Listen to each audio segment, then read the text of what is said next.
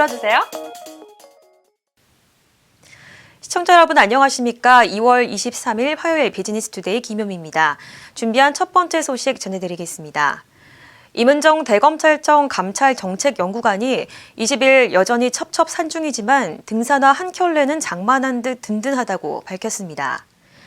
그는 이날 단행된 검찰 중간 간부급 인사에서 서울중앙지검 검사 겸임 발령으로 수사권을 갖게 되자 어렵사리 수사권을 부여받게 됐다며 다른 연구관들에게 너무나 당연한 수사권이지만 저에게는 특별히 감사한 마음이라고 페이스북에 적었습니다. 법조계에서는 임 연구관이 한명숙 전 총리 수사팀의 위증 강요와 강압 수사 의혹 감찰에 속도를 낼 것이란 관측이 나오고 있습니다. 현대차그룹과 앱티브 합작사인 모셔널은 무인 자율주행 자동차를 일반 도로에서 시험주행했다고 23일 밝혔습니다. 시험주행은 미국 라스베가스에서 여러 대의 무인 자율주행 자동차를 이용해 교차로와 비보호 방향 전환, 보행자와 자전거 이용자가 있는 상황 등에서 이루어졌습니다. 또한 150만 마일의 사전시험과 10만 시간 이상 2년간의 자체 안전평가 과정을 거쳤습니다. 특히 모셔널은 무인 자율주행차 글로벌 시험 인증기관으로부터 업계 최초로 무인 자율주행 안정성을 인증받았습니다. 현대차는 23일 현대차그룹 공식 유튜브 채널 등을 통해 전 세계의 아이오닉5를 최초 공개했습니다. 아이오닉5는 현대차그룹의 전기차 전용 플랫폼인 eGMP를 적용한 첫 번째 차량으로 정의선 회장이 구상하는 미래의 모빌리티 사업의 새 시대를 열어갈 핵심 전략 차량으로 꼽히고 있습니다. 아이오닉5는 1회 충전으로 최대 500km 이상 주행이 가능하며 800V 충전 시스템을 갖춰 초고속 급속 충전기 사용 시 18분 이내에 80% 충전이 가능합니다. 현대차는 앞으로 나올 아이오닉 모델에도 친환경 소재와 공법을 지속적으로 확대 적용해 친환경 브랜드에 대한 이미지를 구축해 나갈 예정입니다. 삼성전자가 이미지 센서 신제품 아이소셀 GN2를 오늘 출시했습니다. 이미지 센서는 카메라 렌즈를 통해 들어온 영상 정보를 전기적 디지털 신호로 바꾸는 역할을 하는 반도체로 삼성전자는 이번에 업계 최초로 픽셀을 대각선으로 분할하는 듀얼 픽셀 프로 기술을 적용했다고 밝혔습니다. 기존에는 픽셀을 좌우 양쪽으로 나눠 피사체에 초점을 맞췄다면 아이소셀 GN2는 픽셀 중 일부를 대각선으로 분할해 가로 무늬가 많은 피사체 또는 배경에도 강화된 자동 초점 기능을 제공합니다. 장덕현 삼성전자 부사장은 점점 다양해져가는 모바일 사용자들의 개성 있는 요구를 만족시킬 수 있는 혁신적인 기술을 모두 담았다고 밝혔습니다.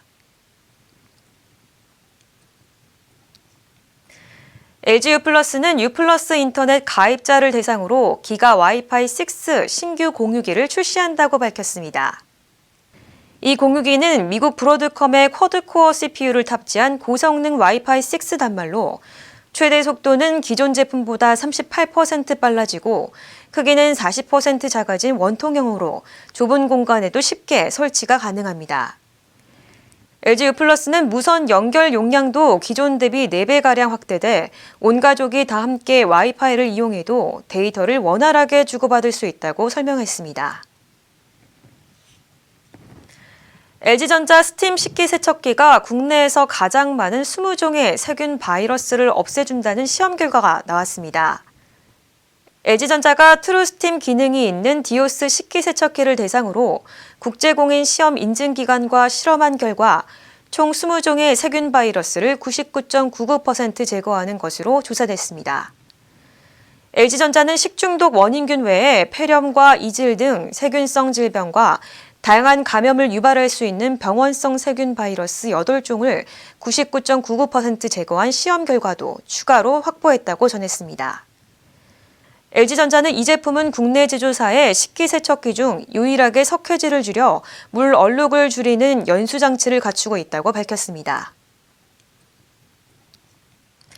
현대백화점은 오는 26일 서울특별시 영등포구 여의도에 더 현대서울을 개장한다고 밝혔습니다. 더 현대서울은 지하 7층에서 지상 8층 규모로 서울 지역 백화점 중 가장 큰 규모를 갖추고 있습니다.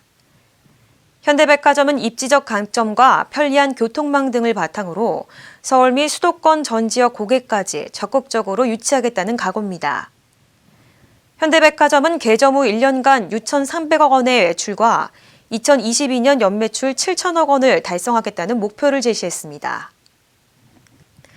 청와대는 22일 신현수 민정수석이 문재인 대통령에게 자신의 거취를 일임한 것으로 이번 사태가 일단락됐다고 했습니다.